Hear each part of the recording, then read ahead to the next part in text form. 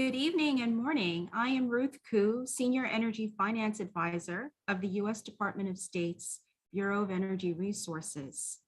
I am the department's lead advisor on the U.S. Clean Energy Finance Task Force, through which my bureau at the State Department has engaged with the ministries of power and new and renewable energy on various work streams. I am pleased to welcome today Mr. Arijit Sengupta, Director of the Bureau of Energy Efficiency of India's Ministry of Power, Mr. Soumya Prasad Garnaik, Executive Director of Energy Efficiency Services Limited, the distinguished panelists consisting of stakeholders from the state regulator and distribution companies, appliance manufacturer, and community finance institution, and the viewers in today's session. Special thanks to the Council on Energy, Environment, and Water, the task force's collaborating partner, which has led the business model design in the report that we are launching today.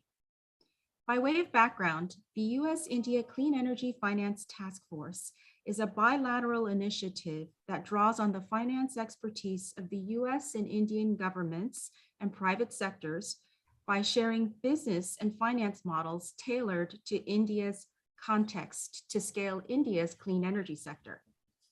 The task force has various work streams, including a utility-led, community-based demand aggregation approach to distributed renewables and energy efficiency. The task force has been advancing various business models on community solar and solarized campaigns with discoms in states like Bihar, Meghalaya, and Delhi.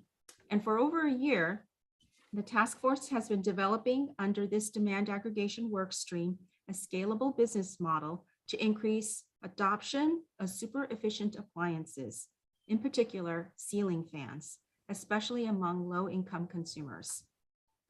Households consume about a quarter of India's electricity.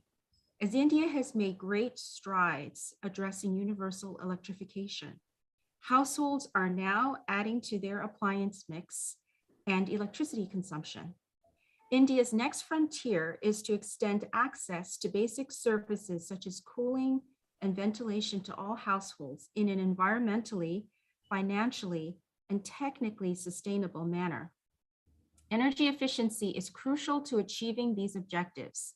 It will help lower the burden of electricity bills for consumers, reduce the load to be served by the system, lower the losses and cross-subsidy burden for power distribution companies or discoms, and avoid expenditures on power subsidies for state governments.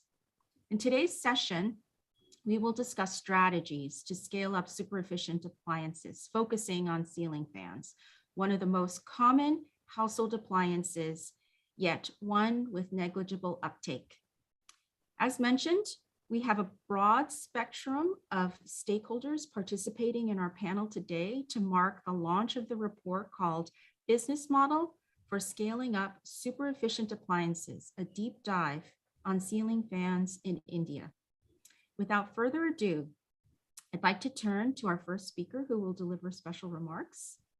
Mr. Garnaik is Executive Director in the Energy Efficiency Services Limited, EESL, an affiliate of India's Ministry of Power.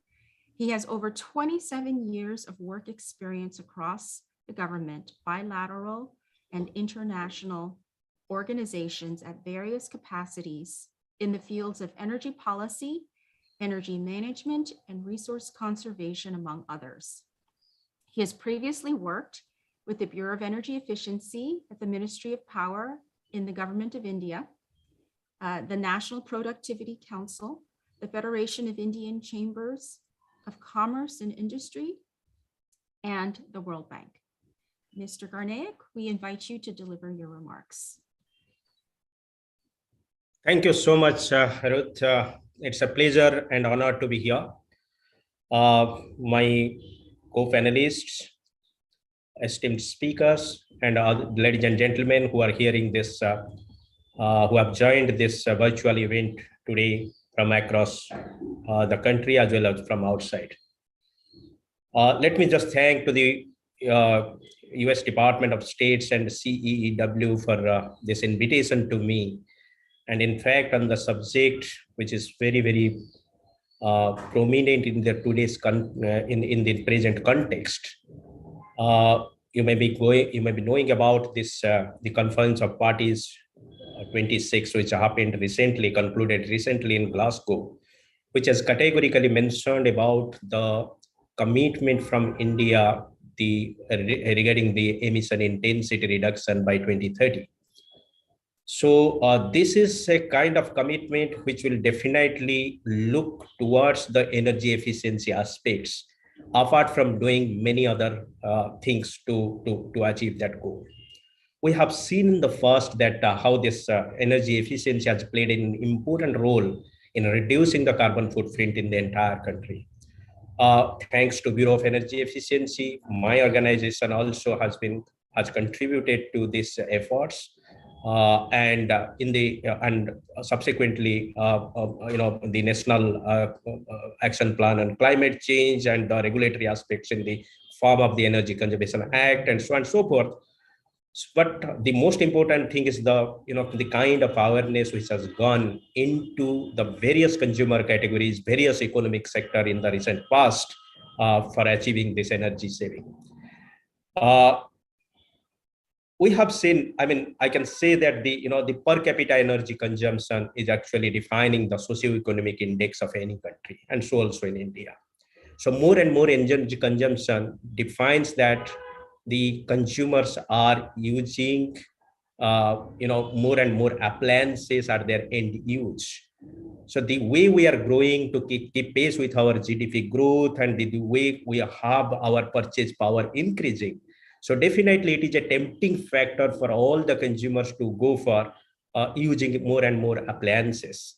So that actually creates a heavy burden on many fronts, because the moment although there is a improvement in the energy mix in the recent past, but most predominantly the coal sector, the generation from the coal side is going to even dominate for the next 5-10 years, unless otherwise we have this solar integration or infusion of the solar energy or renewable energy in a much larger scale.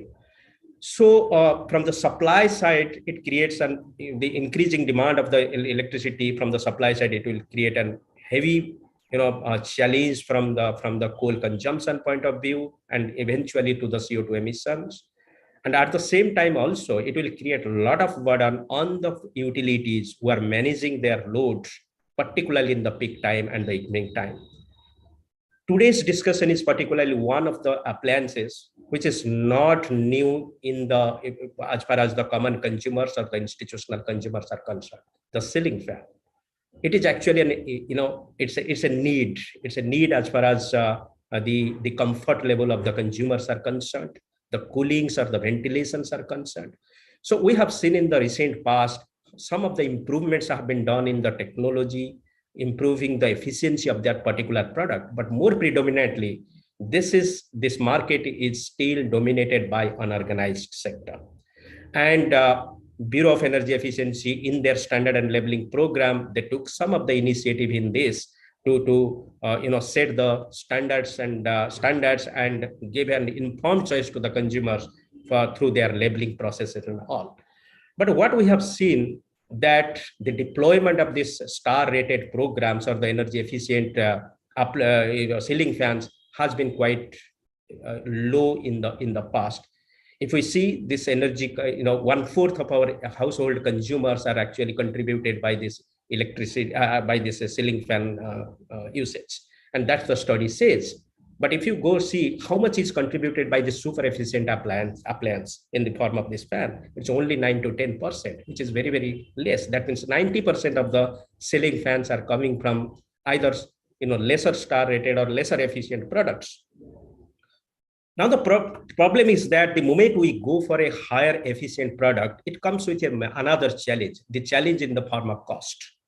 This study, which the CEW concluded and which the report which they are going to launch is today, it is showing about the super efficient ceiling fans, which uses this technology of BLDC, the brushless DC motor, as against the conventional induction motor or so. So this 28 watt to 30 watt consumption which they are showing, which is actually phenomenal as we compare with a standard consumption of 75 watt to 80 watts.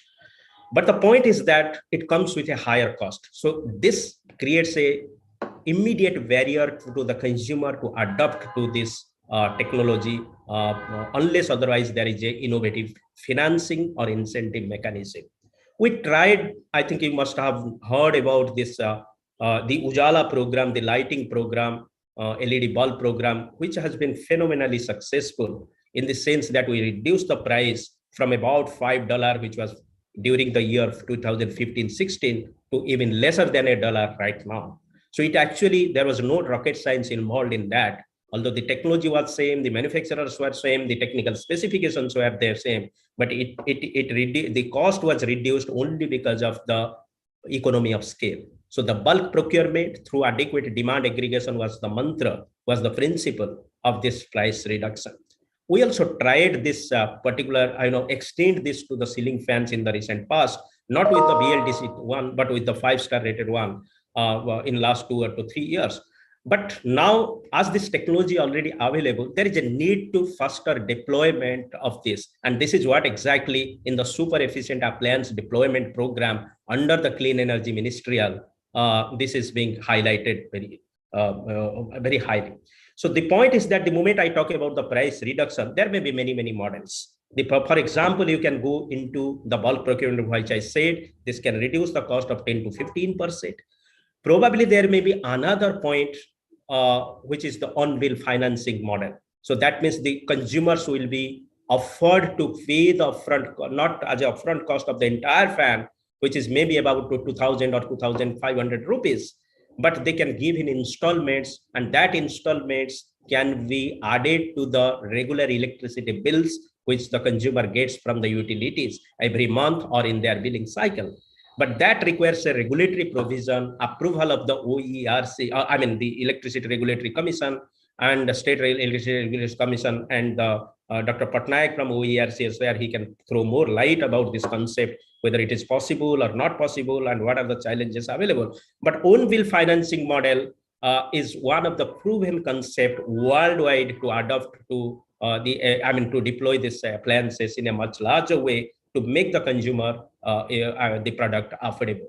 The other point which I saw from the CEW report is that a kind of concept which, as they say, the tax benefit, reduction of the GST from the present of 18% to 5%, but requires a kind of deliberation among the ministries, among the GST Council to decide on that. But probably that is a food for thought for all the policymakers to decide. If we reduce that 5%, then the overall cost which will be coming down, that will actually help as a lever to deploy this appliance in much better way. The other point which I'm coming to my mind is that this particular fan is actually to be utilized anywhere. In the rural areas, to semi-urban areas, urban areas. And there are a lot of microfinancing institutions. They are present in those kind of localities.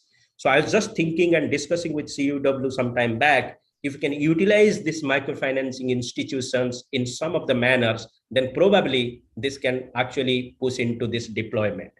The other point is that the utility-based DSM program, gentleman, Mr. Saha from Tata Power is there, and Dr. Patnaik from OERC is there. But I believe the utility-based DSM program, which is very, very prevalent in the state, in the country like US, Canada, and elsewhere, that should be the channel, apart from direct selling, B2C type of models or so. But I think that is the channel we should explore. And thanks that with the proper guidance of OERC and the utilities which are present in the state of Odisha, we could sign an MOU recently in the month of November and launch this program to deploy the super efficient appliances to the common consumers through certain channels. And in that process, the ceiling fan is also one of the focused one, and 45,000 of fans we are targeting to deploy in the next one or 2 years. So my number says that probably it can reduce the 30 megawatt of the total connected load. Probably 80% of that would definitely go through the peak demand reduction, and with a translated energy saving of about 60 million units per year. but that requires a project cost of about 12 million US dollar. So that is the kind of investment. It's not an investment actually, because if the model is from direct, upfront selling model, then there is no investment actually required in this particular program. But in this way, the utility would be benefited from reducing their peak load during the peak time, as well as they will oblige to the DSM regulation, the demand side management regulation, which is notified in the states and many of the states. I discussed this matter with the Bureau of Energy Efficiency some time back also, and they are also very actively considering to include this in utility-based DSM program, not only in one state or one or a few discoms, but to extend it to many discoms. Mr. Mukesh Dadhich is there, and he may also throw some light during his discussion whether this type of appliance program is suitable as far as their preparedness is concerned to deploy the same. Last but not the least, I think this is a very wonderful program, but the study is focusing to do it as a new deployment of the appliances. I mean to say, it does not highlight anything as a replacement. If it is a replacement of the existing fans, but there is a different dimensions to it, then we have to think what will happen to the old fans. So whether it has to be, that means this has to be destroyed or maybe dismantled as the environmental guidelines, which is as per the Government of India rules. But that's the thing which we need to see, not only the new deployments, but also the replacement of the things. There may be many other parameters involved to the entire process, starting from the procurement to the deployment, after sales service to the consumer satisfaction, and also to complete program management.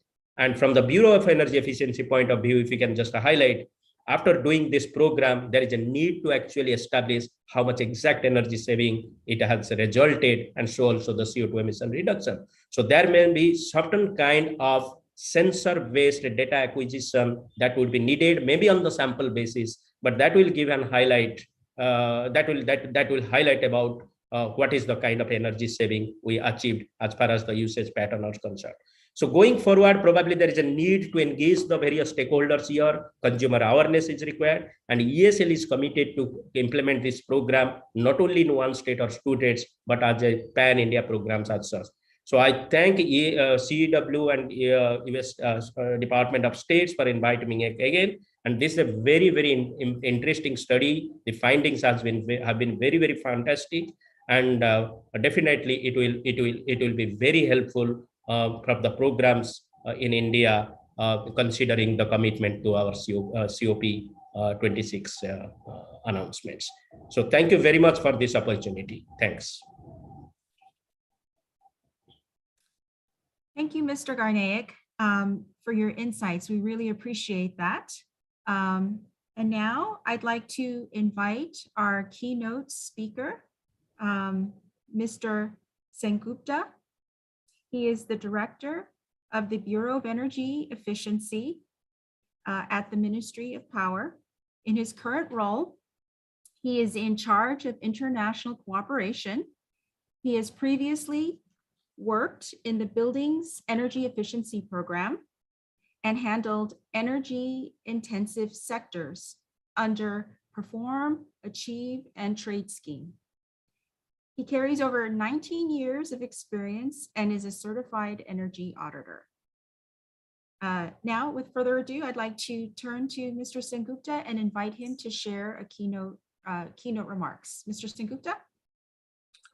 Thank you, Ms. Ruth Ku, Sri Garnaik ji, and speakers of the panel, ladies and gentlemen. Of course, at the outset, I would like to thank the US Department of Energy, Bureau of Energy Resources, and Council on Energy, Environment and Water for organizing this webinar on this important topic.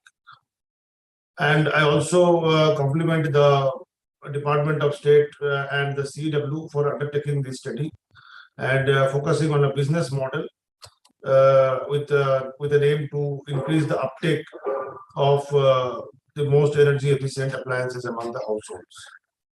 Just to kind of set the context, of course, as mentioned by Garnaik ji, I would also like to reiterate the fact that the Honorable Prime Minister, during the COP26 negotiations held in Glasgow recently, has announced the Panchamrit, which comprise of the 5 major climate-related goals, out of which 3 are directly related to energy efficiency.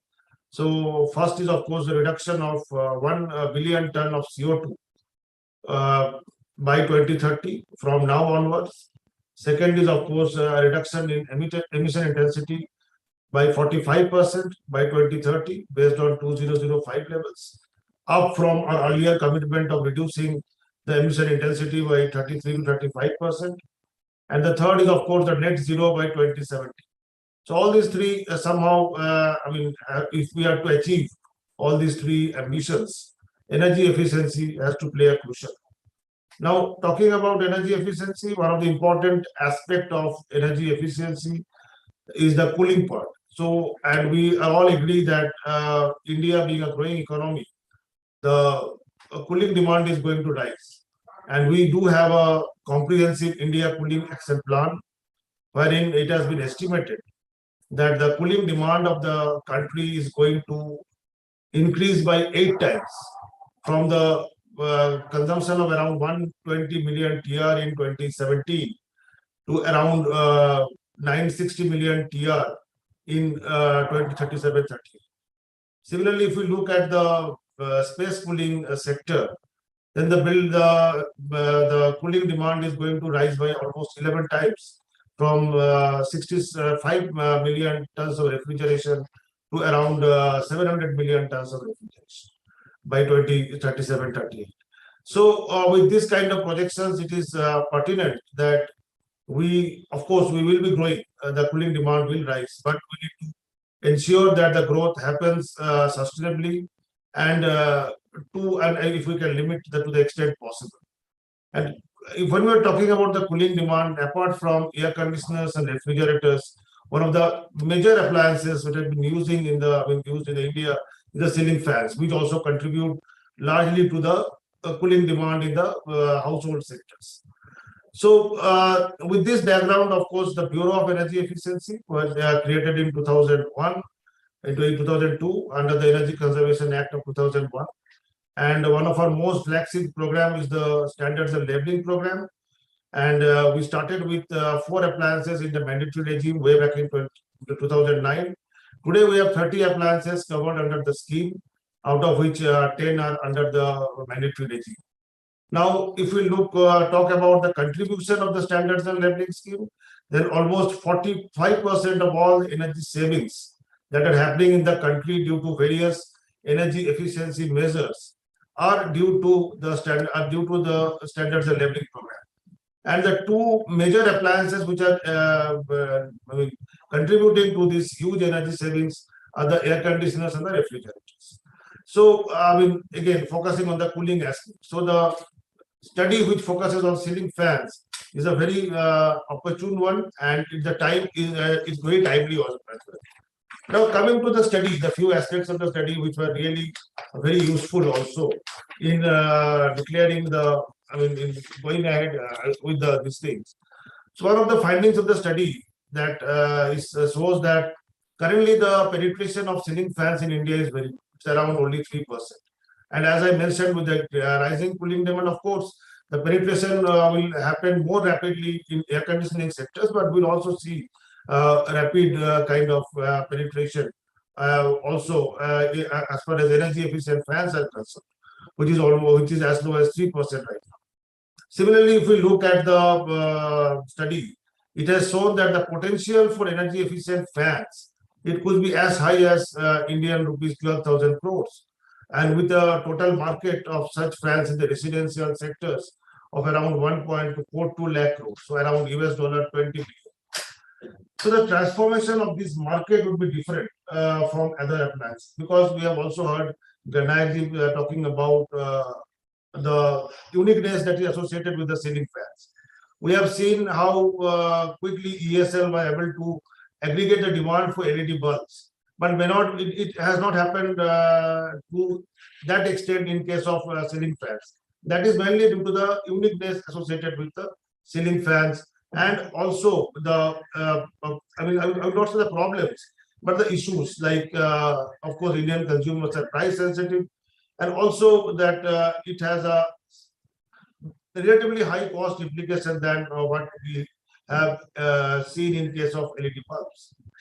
So, and also it requires a door-to-door doorstep services for the consumers, which was not there in case of LED bulbs.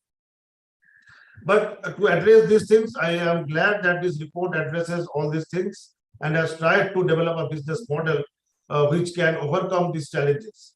And so, and of course, as far as the B is concerned, I think capacity building for the traders and for the retailers across the country has been carried out. And I think one of the major recommendations of this report has been to carry out capacity building for the service so that each household consumers, even in the tier 4, tier 5, or 3 cities, they get the services that are desirable. So in that way, this study has really kind of been kind of an eye opener for all of us, and we hope that the recommendations of the study are implemented in its smooth way. Thank you once again. Thank you very much for this opportunity, and over to you, Ms. Ruth. Thank you, Mr. Sengupta, for your remarks. We really appreciate your insights. And now we'd like to turn to CW, Dhruvak Agarwal, who will present the business model promoting a price reduction through demand aggregation. So over to you, Dhruvak. Thanks a lot, Ruth, and thank you, Mr. Garnaik and Mr. Sengupta for your very deftly setting the context. So I'll just take the viewers through the findings of our study. Shall you can confirm that the screen is visible? Yes, Dhruvak. All right, perfect. Thank you. So I'm Dhruvak. I'm a research analyst with the Council on Energy, Environment and Water. CEW is one of Asia's leading policy research institutions. We use data, integrated analysis, and strategic outreach to explain and change the use, reuse, and misuse of resources. This particular work that we're going to be presenting is under the power sector, which is one of the 7 focus areas of CEW, along with a Center for Energy Finance. So without spending too much time on context, which again, Mr. Garnaik and Mr. Sengupta have very deftly sort of summarized, electrification, although India's made like big leaps on electrification from about a quarter of households having electricity connections in 1980, by 2020, as per a pan-India survey conducted by CEW, the India Residential Energy Survey, by 2020, about 98% of all households had electricity connections. But while electrification is a necessary condition for access, it's not sufficient. So again, as per the survey, we found that on an average, the supply hours are just under 21 hours, and 1 in 5 households still face voltage fluctuations and low voltage incidents, which is detrimental to end user plants' life. So why is this? Power distribution companies, or DISCOMs as we know them, are in a vicious cycle where their inability to improve the supply leads to unsatisfied consumers, which in turn leads to poor bill payment behavior, which is one of the major contributing factors to their poor financial health, which again restricts their ability to invest in the network and improve the supply. So enter energy efficiency.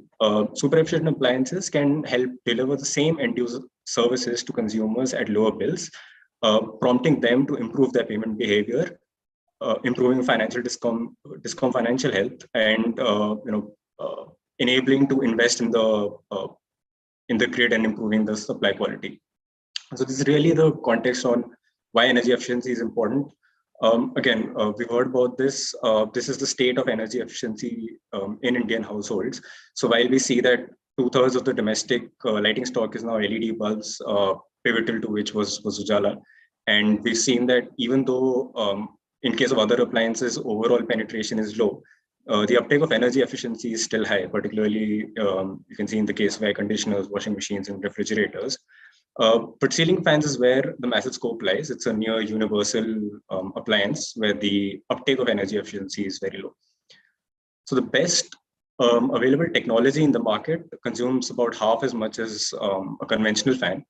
So a typical fan of 1200 mm at 230 meter cube per minute of air delivery will consume about 75 watts and above, while the brushless DC motor, which is the best available technology, will consume half of that, about 28 to 38 watts, while costing twice as much. So if we scale these up, in the current scenario, about 140 fans that are sold in the market is super efficient. So if the annual size of the market is about 40 million fans sold every year, only 1 million of those are super efficient. Now, if we replaced all of these fans, all of these sales with super efficient fan sales, the market size on an annual basis would be about 12,000 crore. But the total addressable market is about 12 times that, which includes the ceiling fans that are already in use, and this is just in the domestic segment, and also the unfulfilled demand, which is about 66 million fans. So if all of this was to be converted to super efficient fans, the annual savings in energy would be about 40 terawatt hours, which is about 15% of India's residential energy consumption, and the emissions mitigation would be about 33 million tons of CO2 equivalent. And as Mr. Sengupta also pointed out, that would put the total addressable market at $20 billion US. So what's stopping us from getting there? Again, we've heard that upfront cost is a big barrier. So while the best available technology might consume half as much energy, it costs twice as much, and Indian consumers are very price sensitive. There's also some information asymmetry. Consumers might assume that ceiling fans don't consume as much energy, but for an average household, fans consume about a quarter of the total electricity consumption. And again, as per IRS, we found that only about 8% of fan using households actually knew that there were star-labeled variants available in the market. Consumers also cite non-availability at the local retailers as one of the reasons for not purchasing a more efficient variant of the appliance. And low-income households who might be willing to avail of credit to purchase these appliances, but might not have a strong credit history, do not have access to this kind of finance. So those, according to us, are several critical barriers which need to be solved for. Another major reason is also the tariff. So we know that the cost of electricity is spread across discoms, state governments, and consumers. So the consumers in the lower slabs who pay lower effective tariffs have lower incentives to invest in energy efficiency, while the discoms save the most in these consumer segments. While in the highest slabs, the consumers have the strongest incentives, while the discoms have the lowest, which is also why we see penetration of energy efficient appliances higher in the higher income segment, particularly in the case of fans. So if you take the case, for example, for Uttar Pradesh, there are about 27.5 million domestic consumers.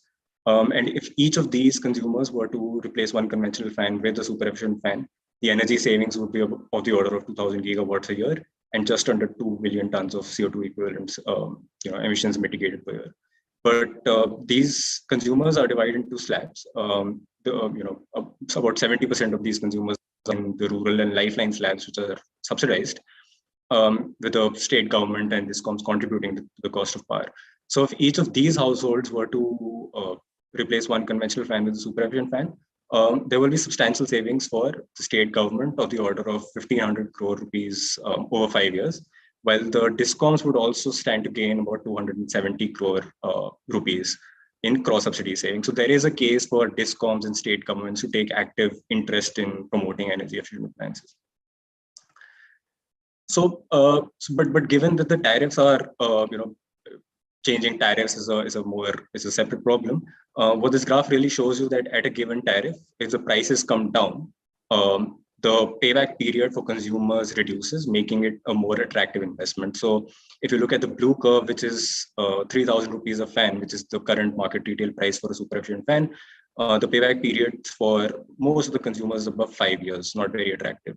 But if fans were to become competitive with the conventional fans, about 1,000 to 1,500 rupees, even for consumers who are paying as low as 4 or 3 rupees as the effective tariff for electricity, the payback period reduces to 5 years and below. So tapping the economies of scale really can increase the uptake. And like Mr. Garnaik said, Mr. Sengupta also pointed out, so this was tried in Ujala. Ujala also had a ceiling fans model. So while it was very successful in transforming the LED market, there were some challenges when it comes to fans.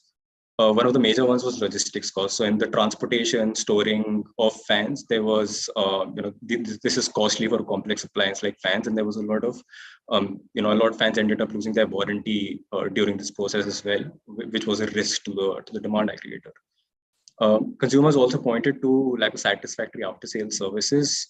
Fans having a longer life, 10 to 15 years, consumers need a source of reliable after-sales services. And there was also gaps in how the sales records were maintained, which again presented a financial risk for the demand aggregator in terms of cost recovery from the consumers. And in a lot of cases, there was also no upfront financial incentives for consumers who might still find it unaffordable to purchase these appliances even after demand aggregation. So apart from Ujala, we went looking for other models which might be targeting energy efficient appliances. We found that a lot of discoms are trying demand aggregation on their own with the additional component of on-site replacement. While they have their strengths in terms of leveraging the local network, they haven't typically seen a lot of uptake because of awareness issues among consumers. Internationally, we came across this model in Mexico, which targeted cooling and refrigeration appliances, which provided an extra financial incentive based on consumption, which was an interesting component. And with the private sector, Selco has been for multiple decades now, focusing very strongly on developing local supply chains to target bottom of pyramid consumers. But the market transformation in this process has remained relatively slow. So coming to what we propose in terms of the business model, like we've seen, demand aggregation is still a tried and tested approach to market transformation for reducing the price, which is the major barrier. And anyone can be a demand aggregator. It can either be an ESCO, energy service company, or it can be the discom. And we've seen that there is a case financially for discoms to put in investment and recover it over a period of time. But discoms will play, regardless of who the aggregator is, discoms will play a very important role in creating awareness about the product, its benefits, and the program itself.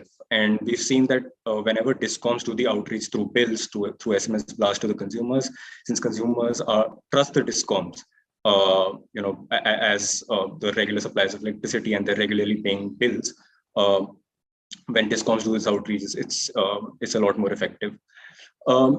Resolving the issue of access is very important, and this is where we say that the existing distributors and retailers have to be utilized instead of creating a fresh supply chain. So but there has to be some sense of prioritization. So where consumers are higher income who might still be purchasing or comparing appliances online, or maybe paying discom bills online, the online platform for sales might still be the most cost effective. But only about 15% of consumer durable sales actually happen via the online platform. So if you want to reach the low income consumers or subsidized consumers, where the bulk of the consumers and the energy consumption lies, you have to you have to tap into the existing retail and distribution supply chain. These are also people who are trained in handling the appliance and present a lower risk and a lower cost when it comes to handling.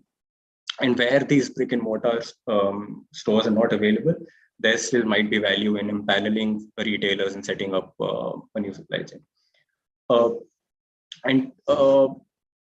The management information system is a very keeping track of sales in real time and the inventory movement in real time is and digitizing that presented a major risk in Ujala, which is digitizing this and linking it to the discount database for verification and targeting of consumers is one of our key recommendations, and also to provide other services to increase the affordability.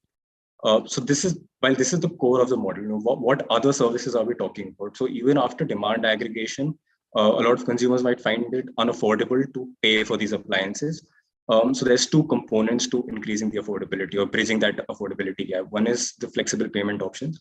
So while for consumers who might not be comfortable in paying upfront, like Mr. Garnaik pointed out, the on-bill financing mechanism is important, and the MIS will play a very important role so that the discoms can actually link the consumer account number to the appliance that has been purchased to the EMI, the EMI status, and to enforce payment discipline as well, which would require the regulator's intervention. But beyond that, microfinanciers or third-party financing, they already have deep networks within low-income consumers, and they have experience in evaluating creditworthiness of consumers who otherwise might not have a very strong credit history. So third-party financing can be a very important tool, and there are important components to that as well, which I'll come back to in the last slide. So the second component, apart from flexible payment options, is financial incentives. So for people who, even after a reduced price, let's say 2,400 rupees, might still find it unaffordable, and to people who actually need those rebates, the savings that the DISCOM or the state government accrue from energy efficiency can be shared back in the form of an upfront discount. And this can be through a voucher, which the DISCOM provides to a verified consumer and can be redeemed at the point of sale. How to actualize all of this? The demand side regulations in most states already have provisions for DISCOMs to make expenditure which is beneficial for the DISCOMs and to the consumers as well. And the regulator can step in and provide the relevant tools and enable DISCOMs to actually utilize these regulations to enhance uptake. And all fans currently attract an 18% GST. So for a limited period of time, the most efficient technologies, the 4 and 5 star rate fans, can be brought down to 5 star, a 5% tax slab, which would reduce their cost and increase the affordability. So in conclusion, while what we presented is not reinventing the wheel. Demand aggregation is still key, but it's not the silver bullet. So after sales is key, and including local retailers is very important to also enable local repair and maintenance services, and this would need availability of components as well. There might be still supply chain issues. So BLDC fans, which is super efficient fan, half of their value might still be imported in magnets and the related electronics. So even manufacturers would require some support to transition to manufacturing these appliances at scale, and this can be done through existing production-linked incentive schemes for semiconductors and BLDC motors. DISCOMs being proactive is one of the key components because they are trusted and they can communicate with consumers most cost effectively with the least cost compared with any other stakeholder, and also to capture the full benefits, the billing and collection gaps have to be plugged.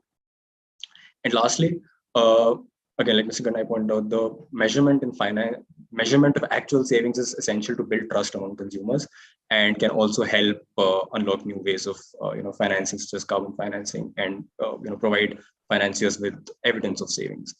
So we're hoping to hear from all of the stakeholders who are in the panel who represent these different segments of the value chain. So I'll pass over to Shalu to now moderate the discussion. Thank you. Thank you so much, Dhruvak, for that very insightful presentation. A very good evening and morning to all the participants and panelists who are joining us today. I am Shalu Agrawal. I work as a senior program lead at CEW and manage Council's work on power sector reforms, demand side management, and energy access. As my colleague Dhruvak shared with us, scaling up best-in-class technology of energy-efficient ceiling fans and other appliances in general could help India fulfill multiple policy objectives, from climate mitigation to cost and subsidy savings for various stakeholders, as well as and in June 2022, BE's labeling program for ceiling fans is going to become mandatory, which will be an important watershed moment. And yet technology cost, the upfront cost, the last mile, availability of efficient products and after-sales services, and consumer awareness would determine the pace at which the Indian fan market transforms. So in today's session, we are joined by an illustrious panel with enviable experience to deliberate on strategies and role that different stakeholders could play in transforming this market. And it gives me immense pleasure to introduce the panel for today's discussion. We have with us Dr. Priyabrata Patnaik, who's the Secretary at Orissa Electricity Regulatory Commission. With a vast experience in the power sector, he specializes in setting standards for electricity tariffs and utility regulations pertaining to power purchase agreements, corporate governance, and electricity laws. Welcome, sir. We have with us good evening, sir. We have with us Mr. Sujay Kumar Saha, who's the head of ESCO and Home Automation Division at Tata Power Company Limited. Mr. Saha comes with an experience of over 32 years in grid operations, smart grid initiatives, EV charging, rooftop solar, and energy efficiency. So we are looking forward to hear from your experience as well, Mr. Saha. Welcome. Thank you. We are also joined by Mr. Mukesh, Dadhich, who is the head of Business Development, Sustainability and Clean Technology Division at BSES Yamuna Power Limited. Mr. Dadhich comes with 25 years of experience in power sector, spanning esteemed organizations like BSES and EVVNL, the public utility in Ajmer. Welcome, Mr. Dadhich, and thanks for joining us. We are also joined by Ms. Sangeeta Naik, who's the Vice President Special Projects at Sa-Dhan, which is an association of community finance institutions. Financing, we just heard, is an important role. And Ms. Naik, for more than 25 years, has been promoting livelihoods for a better quality of life across India through strategies for scaling up sustainable, disaster resilient, and affordable housing programs. She's also executed diverse projects on financial literacy and establishing farmer-producer organizations in Eastern India. Welcome, Ms. Naik, and thanks for joining us. And before we begin, I would request friends and colleagues in the audience to enter their questions and comments in the chat box. And I would also like to pose 2 quick poll questions, requesting everyone, to don their hats as a consumer. And we would love to, see how people who are engaged in this discussion think about efficient fans at the moment.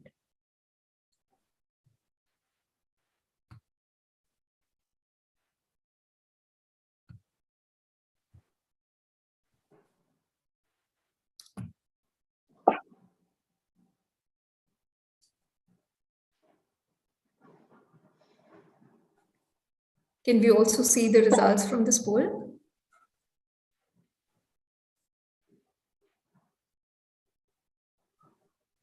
So the question 1 was how likely you are to switch to an energy efficient fan this year. And of course, there are often possibilities of social desirability biases when we ask such questions. But very interestingly, we see almost 1/4 of people who have joined us are already using efficient fan. This is certainly very different from the numbers that we get from typical surveys, and very encouraging. And almost 60% are saying they're most likely to switch. So we're already seeing a shift happening in that direction. And then the question on what is the biggest concern on your mind as a potential adopter of new fan technology, we see a high upfront cost as one would expect to be the biggest concern that people have, and followed by the uncertainty around identifying the right product and limited availability in the market, and clearly interventions to address these these top concerns would remain priority for all the stakeholders. Thank you so much for sharing with us your views. May I also request our panelists, like if any one of you would like to quickly take a shot at sharing what your response was. Mr. Saha, Ms. Naik, if you would like to go. Just a quick intervention on this one. So I think that the energy efficient fan is of course, it is a opportunity to potential savings more than the 50%. If the normal fan consumes 70-75 watt, it is coming down the consumption around half of that. So there's of course Mr. Saha, sorry, a response to the question on the poll. I meant like if you would like to share what, as a consumer yourself, you may have a sort of a view on what may be the biggest concern if you were to use efficient fans. And I'll come to the other questions. Yeah. Concern, you are asking for the concern. Did you participate in the poll? Yeah, the point is energy efficient fan. The concern is the cost, initial cost, upfront cost for the customers. That is the concern. Otherwise, the savings, everything's are evident. So cost is the upfront cost is the concern. Okay, thank you. So, well, let's begin, the discussion on how exactly we can, solve for the various questions and concerns that remain and, help transform the market. And I would like to start with Dr. Patnaik. And if you could now don your hat as a regulator and reflect on, what interventions, the interventions to promote energy efficient appliances, like where do they fit in the list of priorities of a regulator as they're designing or enforcing regulations? And does the current regulatory framework provides enough incentives and space for various actors to tap into this energy efficiency resource, or does something need to change? So if you could reflect on these and the ways in which DISCOMs and regulator in Orissa are trying to capture opportunities provided by efficiency intervention. Dr. Patnaik. Yes. Good evening to everybody. Thank you, Department of Energy, United States, and CEEW for inviting me as a panelist in this August gathering. Actually, the concept of DSM is not new for Odisha, because there in Odisha, since the reform took place in 1995, in the year 1995, when it was utility scale DSM, when we have got grant from the USA government regarding the reform of the power sector, and that grant was utilized for utilities level demand side management. That means reduction of P&D losses of the distribution company. Subsequently, it was formalized with enactment of Energy Conservation Act in 2001. In the meantime, sorry, Dr. Patnaik, your voice is coming and going in. Could you be closer to the speaker microphone? Yes. Thank you. Sorry. Am I audible clearly? Yes. Hello. Hello. Yes, we can hear you. Am I audible now? Yes. Hello. Yes, you are audible, yes. Dr. Patnaik. The concept of DSM was formalized in this country in the year 2001 when Energy Conservation Act was enacted and some designated consumers were notified. With this, some steps were taken for energy conservation in this country. And in Odisha, we have implemented Bachat Lamp Yojana and also the Ujjwala Yojana, as already speakers have spoken about it. So those things are there in Odisha. And Odisha, perhaps the first state to implement demand side management regulation back in 2011. Under that regulation, there are certain provisions. Particularly, the initiation is to be taken by the DISCOMs, and DISCOMs is to provide the commission with a DSM plan. And DSM plan basically relates to the plan which will target a particular group of consumers, and these consumers should have the potential for reducing their energy use by energy conservation measures. And the commission is to set a guideline for the DSM plan to be implemented. Particularly, this guideline, this target will include the percentage reduction in the load growth, and it must be in kilowatt or kWh term. So those are the things this commission is to do, and the DISCOM is to take the lead by providing the commission with a DSM plan. And DSM plan consists of a DSM documents, and these documents include description of their program and objectives and rationale for the program, consumer segment and estimated level of participation, estimate of baseline, assessment of program in line with cost effectiveness guidelines issued by the commission, mechanism for recovery of cost and performance incentives, marketing, delivery strategy, and implementation schedule. And the implementation mechanisms such as energy service company, DSM bidding, DSM resource acquisition, etc. Monitoring and evaluation plan and plan for training, seminar and workshop to increase the consumer awareness. Particularly, the Commission wanted that not only the program should be cost effective, but this must be visible. Otherwise, the consumer will not be interested to participate in it. So, after that, the discoms are expected to make the load research and find out the target group, as I have already said, to find out the target group on which the load research energy conservation program will be implemented. And so, Dr. Patnaik, you've talked about like regulations being there, and yes, you know, there are responsibilities that discoms have to play. Yes. We are moving. And in the meantime, the DSM program has been implemented in our state, and the discoms have already opened their DSM cells. And through those DSM cells, this program will be implemented. And MOU has already been signed between EESL and discoms. And DSM plan is to be submitted by the discom. It is yet to be submitted. Once it is submitted, then it will be approved by the commission. And a distribution agency is to be appointed, as you have said, because at the outset you will be implementing the energy efficient fan program. So a distribution agency which will distribute the fan is to be appointed. Those things are awaited. And discom, as you are asking, I have already described the basic features of our DSM regulation. So the discom can very well integrate this program, this fan distribution program, with the regulation, and they can submit the DSM plan to the commission for their approval. And once it is approved, this program will be implemented, and regarding the benefit to the consumers, that will be decided when the plan is submitted before the commission. Right. Thank you for sharing.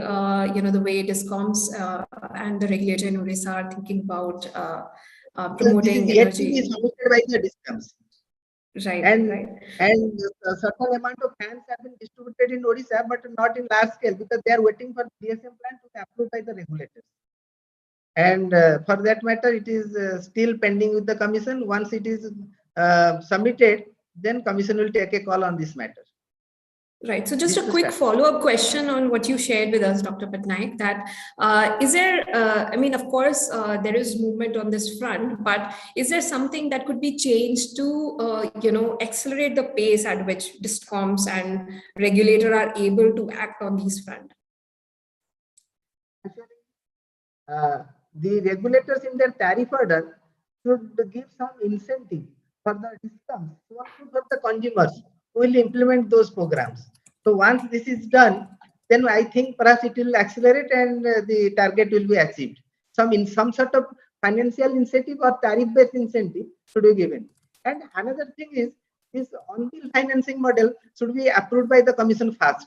Otherwise, people will not be interested to pay the cost of the fan upfront. They'll be interested to pay through installment, and on-bill financing model should be approved by the commission first, so that it will tempt the consumers to adopt the energy efficiency. Thank you, Dr. Patnaik.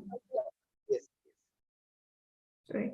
May I turn to Mr. Saha now? You know, we heard about, you know, DSM regulations being there, and of course, there can be incentives from the approved by the regulator for discoms to promote. But what is your sort of opinion on, like, you know, why do we see only, you know, few utilities making energy efficiency a priority area, even though there are, you know, a lot of savings to be made on, you know, in terms of avoided procurement cost or reduction in peak demand and losses. So why is this happening? And from a discoms perspective, we also heard about, you know, on-bill financing as one of the measure. You know, to what extent, you know, do you think that could be leveraged? And you may also want to share your experience of implementing some of these, you know, ideas on ground. Thank you. I think that is the very good question, that why only the few people with the utility are actually actively participating in the DSM program. So the first is the engagement part. So if you have to engage with the customers and the properly tie up with the like a super ESCO like EESL or some OEMs.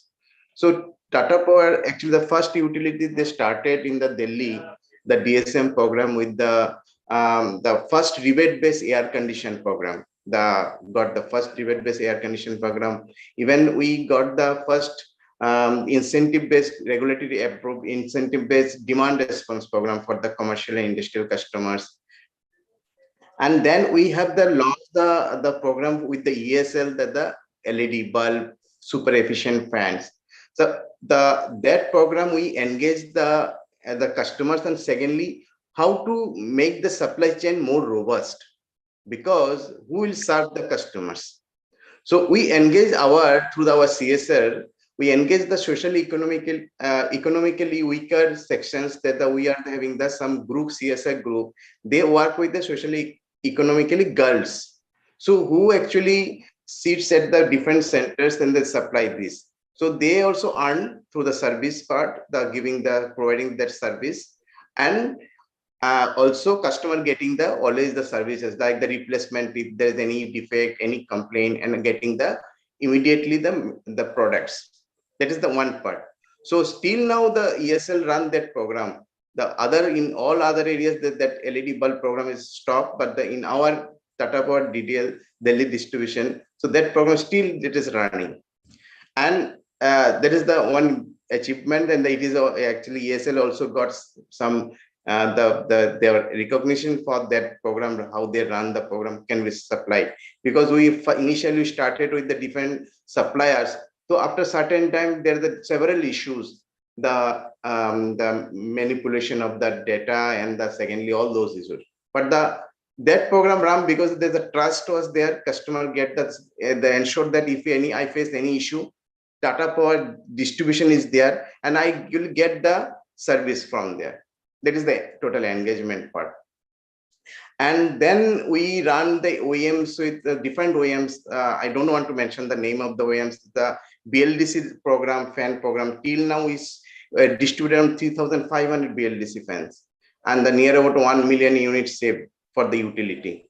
So residential segment, any units actually saved in the residential segment, you actually save one is the power, the utility-based power purchase cost. Second point is the residential, the cross subsidized, actually the residential tariff.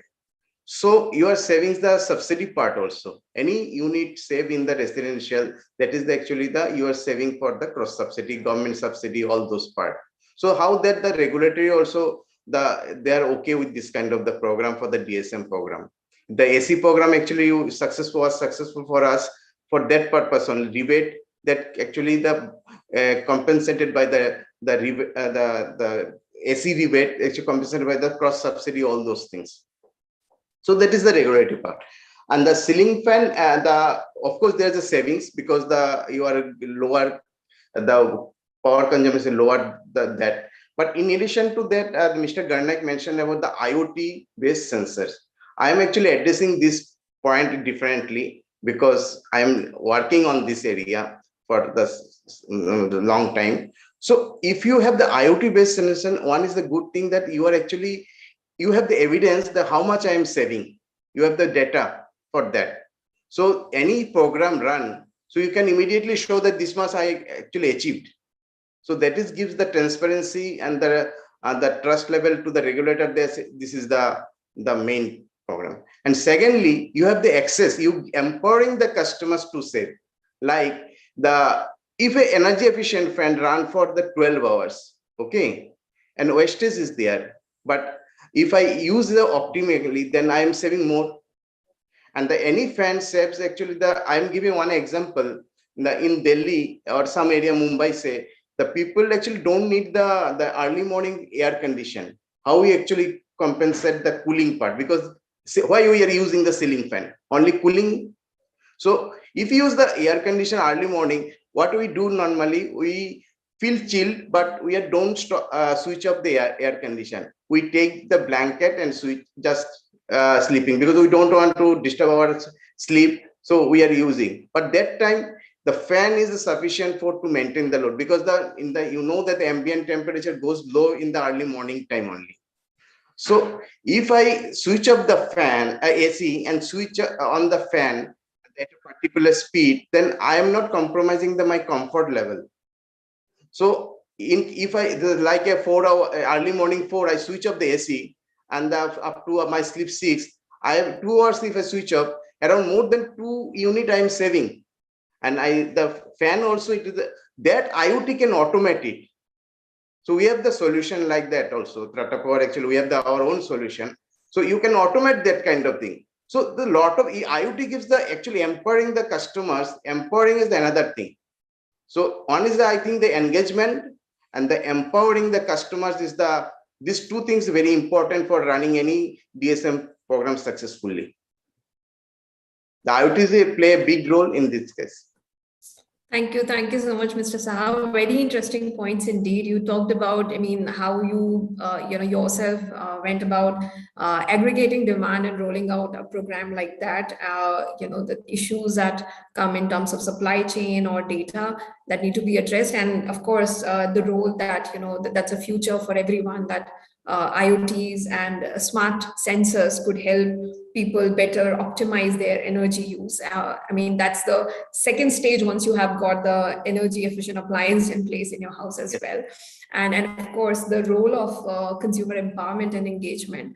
And I would like to, just continue this thread with Mr. Dadhich now. And Mr. Saha talked about the importance of engagement, and your DISCOM also has run several programs on promoting energy efficiency among consumers. How do you go about sort of striking that right chord with the consumers to make that sort of shift happen, right? Because often people talk about inertia being there. Like, even if I'm aware that my fan or my AC is inefficient and I would save, there is inertia. So how do you make for a strong pitch to consumers that can convince them to make that that key step? And also, we also, heard about OBF on-bill financing as a possibility coming in. So, and this has been tried, but not scaled up in the manner that people talk about. So, what can we change? I mean, can better data management practices that DISCOMs are now very fast taking on can address the earlier issues that were sort of seen in implementation of on-bill financing? And is there still a role that financing based on bill or maybe third party could play in promoting such appliances? So yeah, hope looking forward to hear your interventions on these front.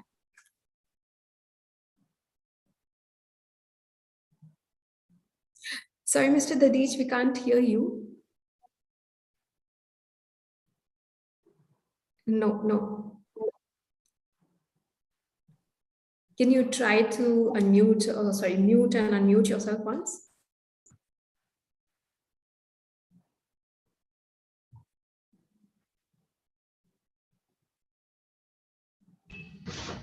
Yeah, can you hear me now? Yes.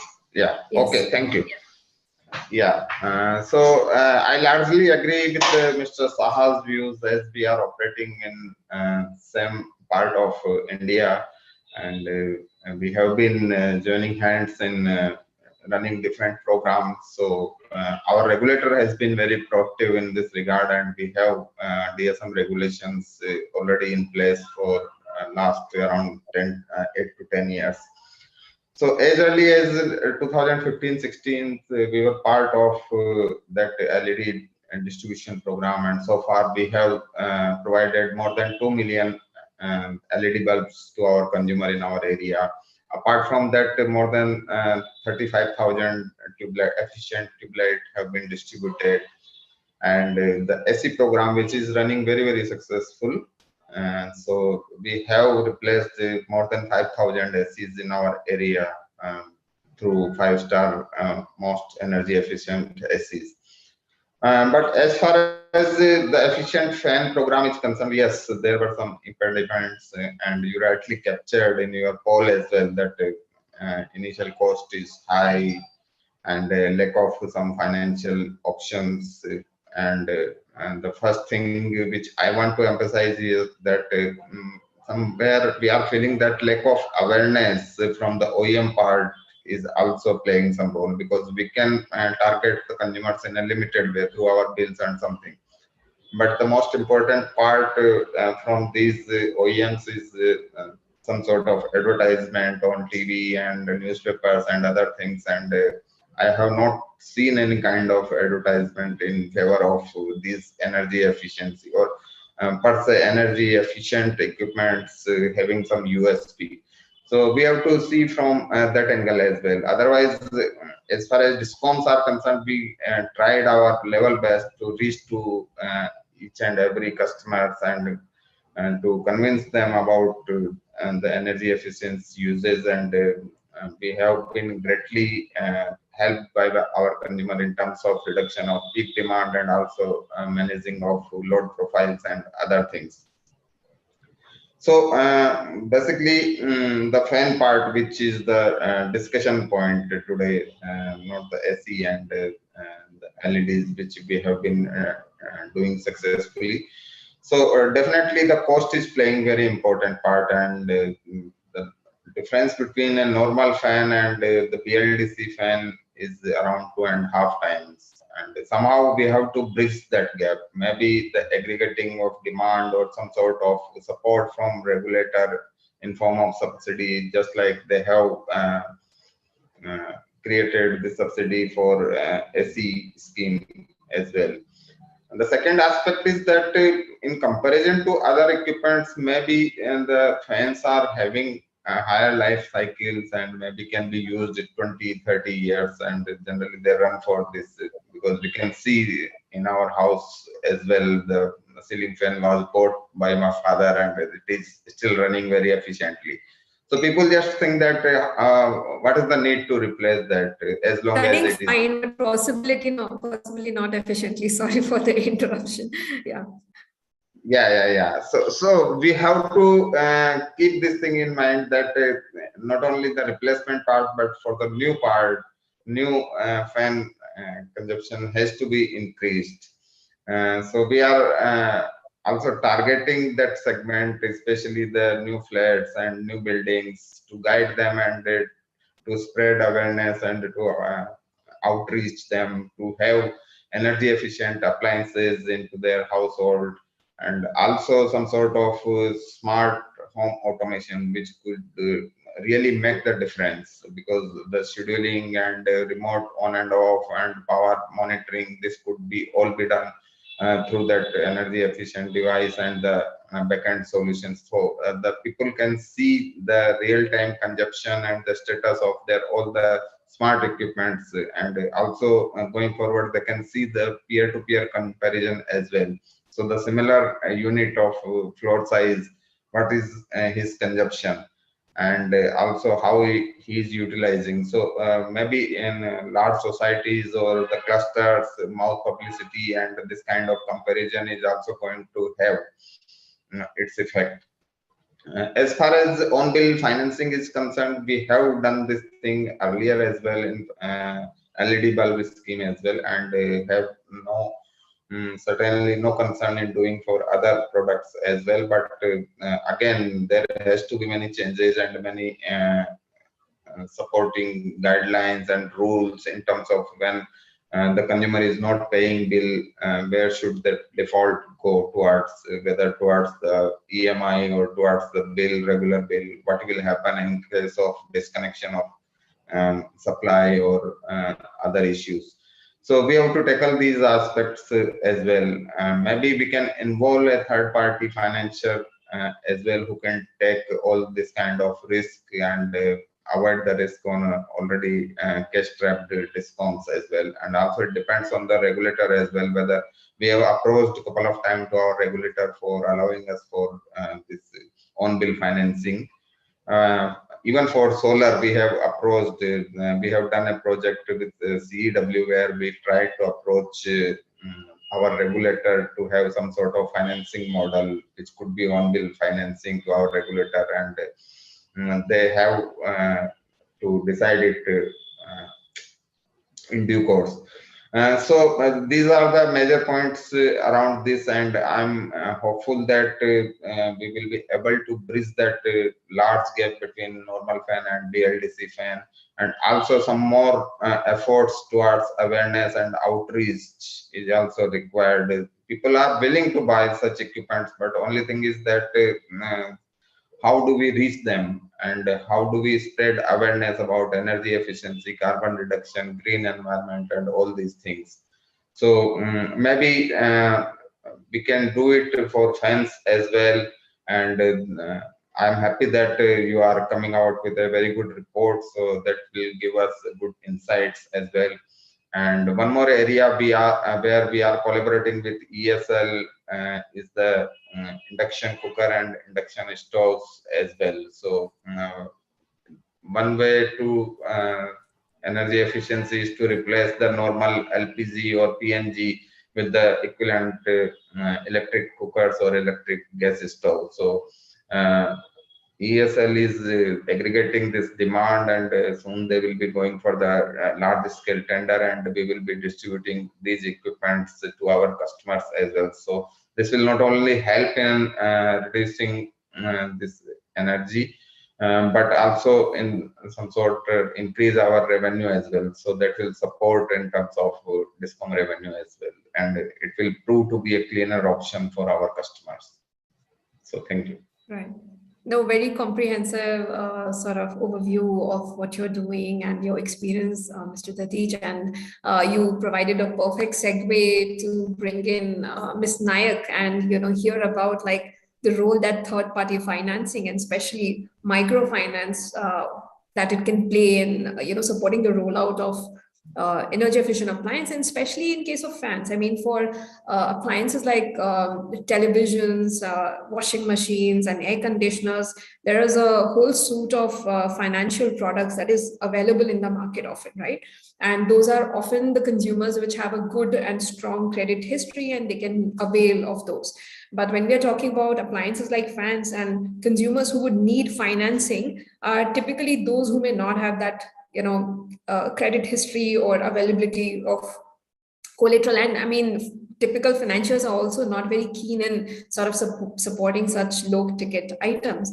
So Ms. Naik, we are very happy that you've joined us and would love to hear, how do MFIs, I mean, would MFIs actually, see energy efficient fans as a technology of interest, and how could that case be made to them?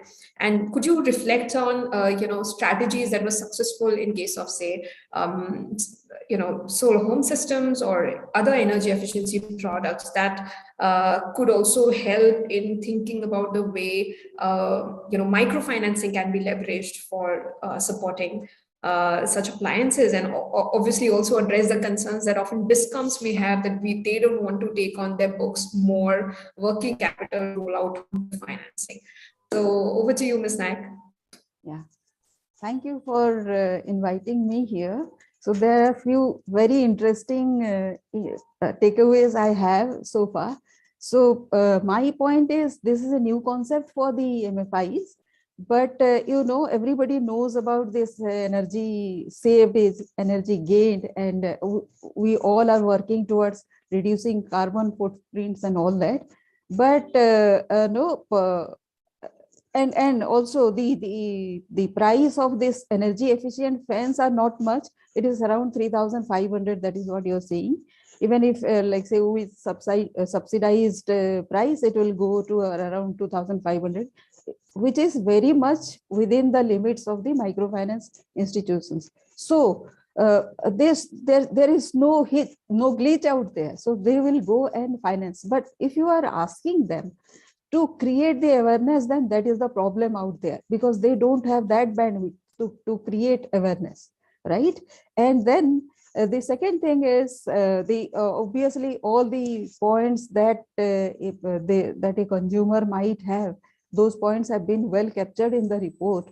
So I'll also focus here, like say all the stakeholders, like say manufacturers are not here in the entire scenario. If you see whatever discussion so far has been done. So those people have to be brought onto the platform so that they also have a say. Otherwise, you are creating a competition between energy efficient and not energy efficient fans and all the appliances. So that competition has to go. Some regulation, some incentive has to be there.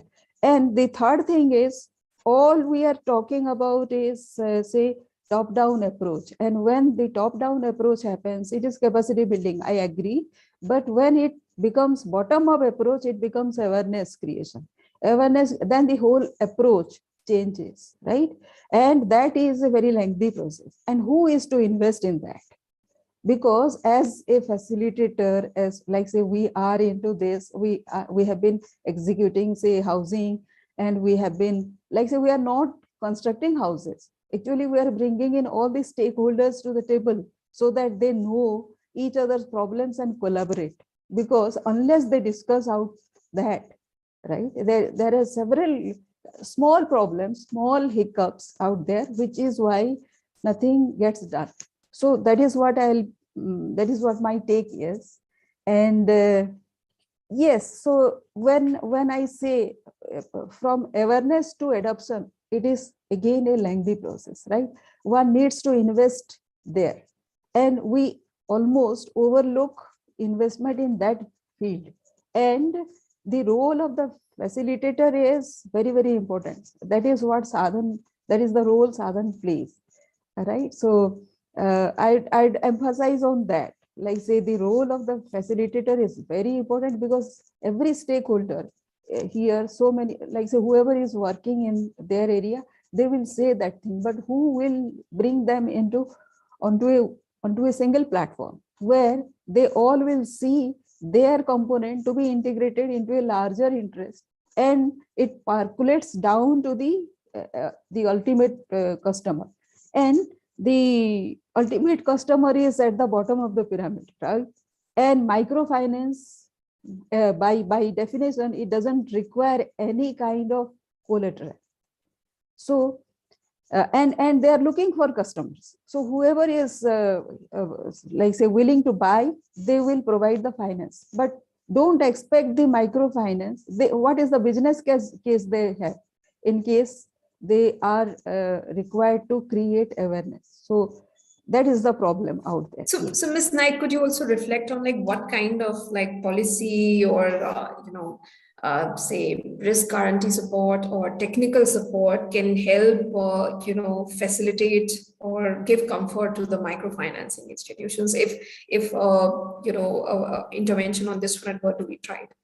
So before we go to the policy front, there are some simple steps that we can follow. Like say BEE, Bureau of Energy Efficiency, already has a fund called a State Energy Conservation Fund, which can be utilized for the which can be given to the microfinance. It is for the microfinance institutions who can kind of create awareness for the energy efficient fans, energy efficient appliances largely. So that is what we can do. That is the first thing we can do, utilize that fund which is already created. And the second thing is create demonstration. Like say you first the resistance has to go if we can identify the innovators and the early adopters, right?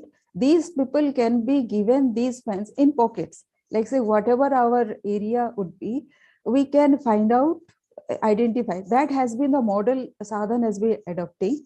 So wherever these people are, we can provide them the fans at a subsidized rate, so that they use that fan.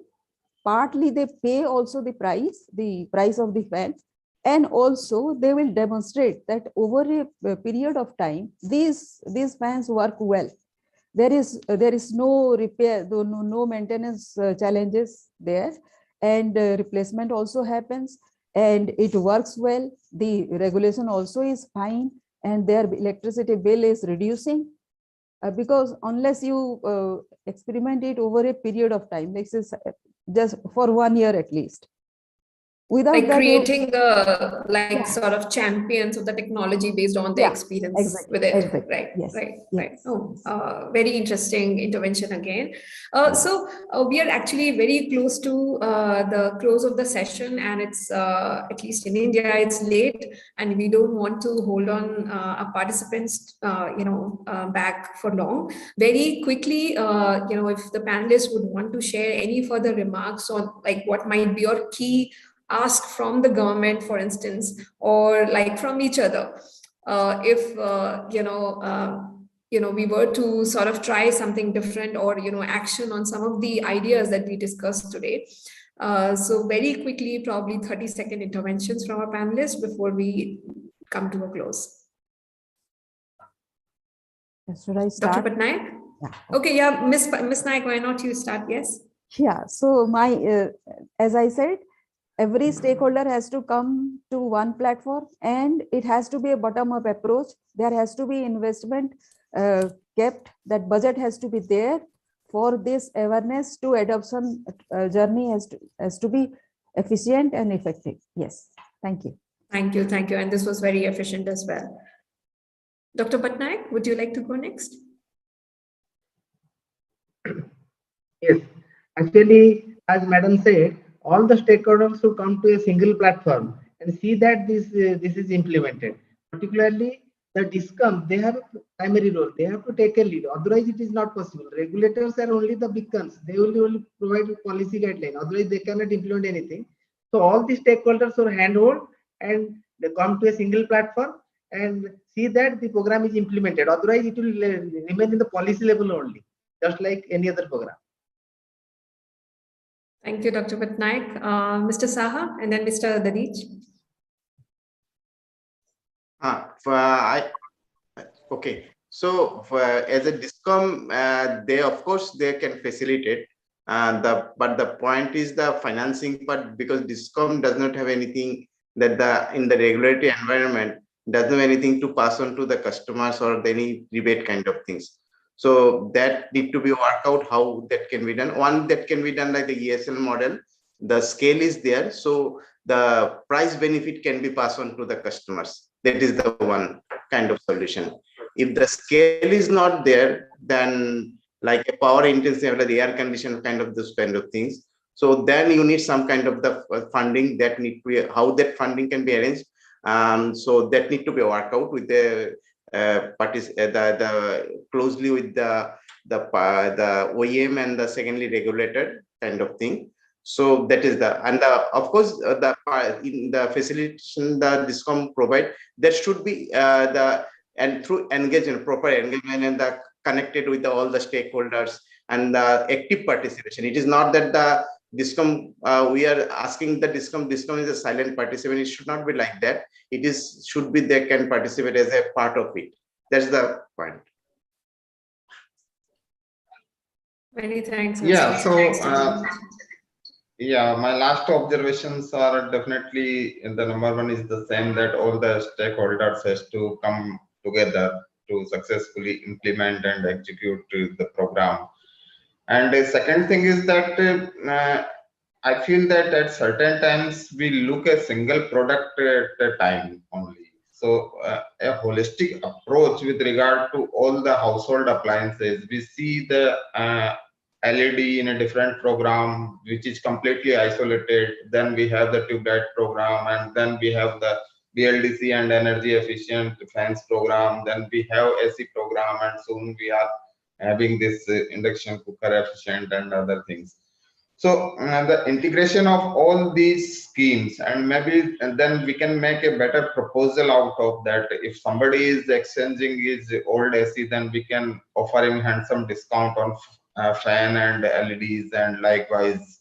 So these all energy efficiency schemes, so programs can be clubbed, and over the top we can have it the smart automation in the household as well. So whosoever is going for smart automation in his home, maybe extra discounts or some handsome schemes can be provided to that particular household.